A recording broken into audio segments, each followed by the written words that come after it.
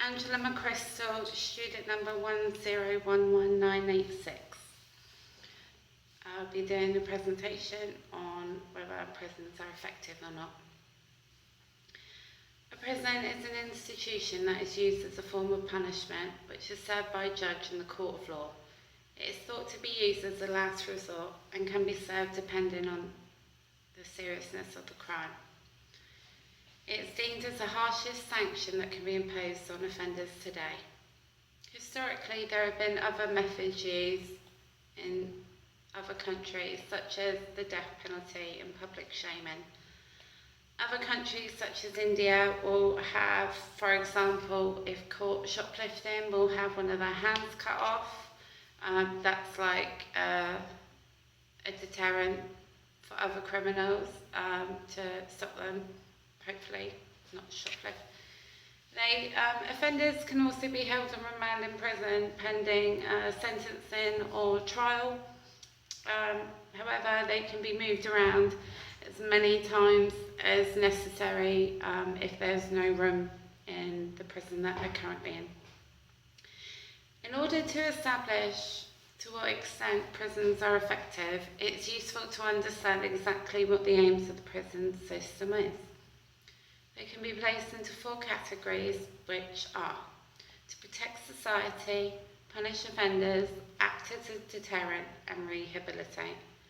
And because of the pressures faced within the prison system today, with it being marginally overcrowded, sometimes potentially dangerous criminals can be given bail.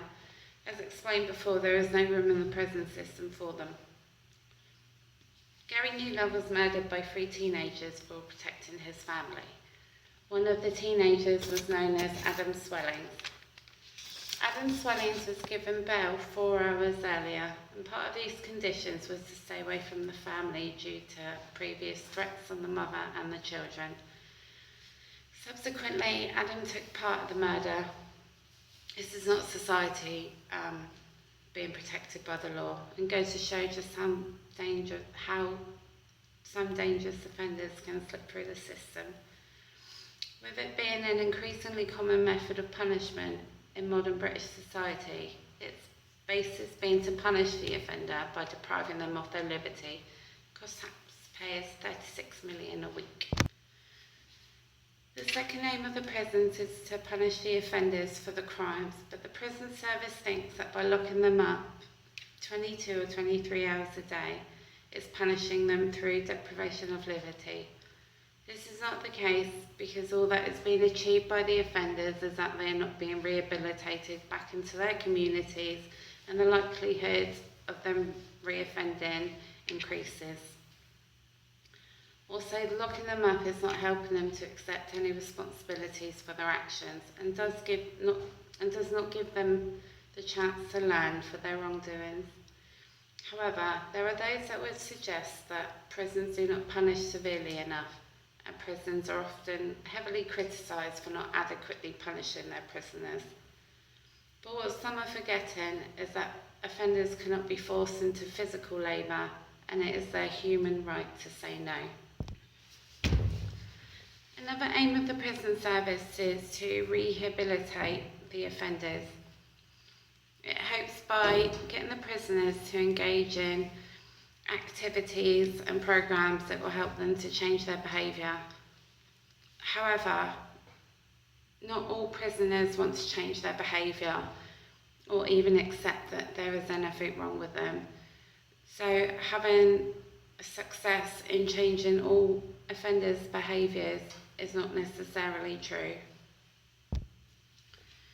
Cesare Beccaria would say that prisons are not effective because human beings can make choices with reasoning, and the notion if crime pays, then it is worth doing.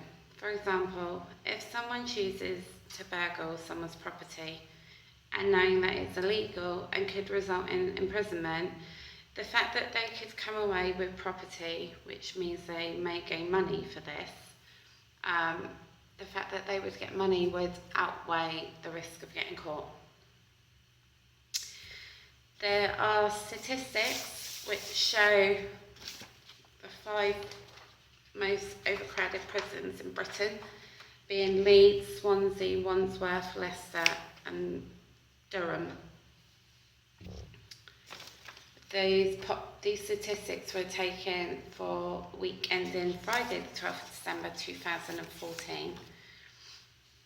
It is also because of the overcrowding and due to the lack of activities and programs available for offenders in prison, it means that the deaths in custody is quite high. Between the 1st of January this year and September this year, there have been 137 deaths which happened in custody, and 54 of them were self-inflicted. Alternatives to prison. Capital punishment was often seen in the 18th and 19th century as the bloody code. This was because offenders were sentenced to death, not only for murder and treason, but for a variety of offences such as theft and arson. Community punishments is a sentence imposed by a judge, which are requirements that must be met by the offender within a time frame. These can be carried out unpaid work, complete a treatment programme, electronic tagging. Lord Chief Justice claimed that many things can be done as far as offenders are concerned without sending them to prison, which actually provides better safeguards for the public. Some community sentences offer more intensive supervision than others. Probation hostels can offer 24-hour monitoring and support at 50 to 66% of the cost of prison. There are just over 100 hostels providing 2,200 places. In conclusion, it could be said that prisons have been known to meet the needs of offenders, as there have been times where a number of people released from prison stay out of prison and crime rates have therefore dropped. It's certainly true that simply by the removal of liberty, prisons do punish criminals and as such keep society safe from the serious and violent offenders. But is it fair to lock up people just because that's the only way society can feel safe? Take away their liberty to make them feel safe? I don't think so. Taking away their liberty doesn't necessarily punish them. And you have to bear in mind that also there are some miscarriages of justice where criminals that have been locked up have actually been innocent.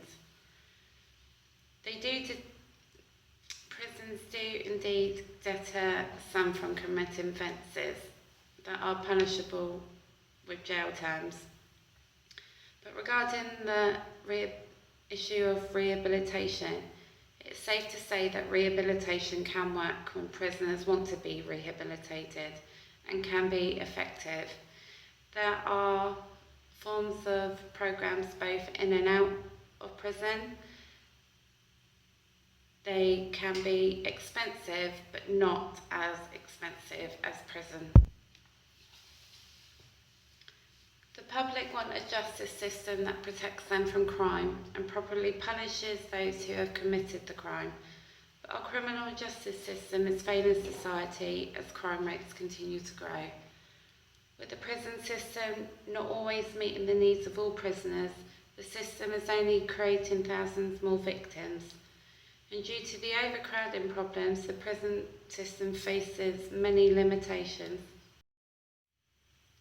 Community sentences are a vital part of any effective justice system because judges and magistrates need options for those who commit the less serious crimes, where prison sentence wouldn't necessarily be the most suitable option.